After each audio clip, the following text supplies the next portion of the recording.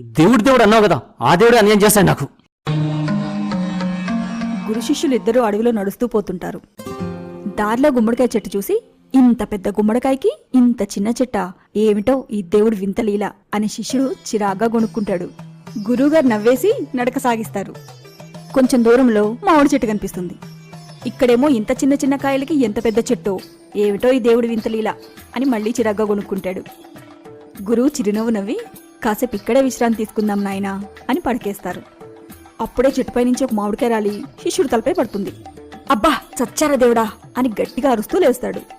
గురువు శిష్యుడితో, ఏం అవ్వలేదు నాయనా, ఒకవేళ ఆ దేవుడి చెట్టుకి మామిడికాయ బదులు గుమ్మడికాయ పెట్టుంటే అప్పుడు నువ్వు అనుకున్నది జరిగేదేమో అని నవ్వుతూ నిద్రలోకి జారుకుంటారు. దేవుడిపై అనుమానం మూర్ఖత్వం. దేవుడు నాకు అన్యాయం చేశాడు అని అనడం మానేసి, సృష్టిని నడిపిస్తున్న దేవుడిపై నమ్మకంతో ముందుకు సాగాలి.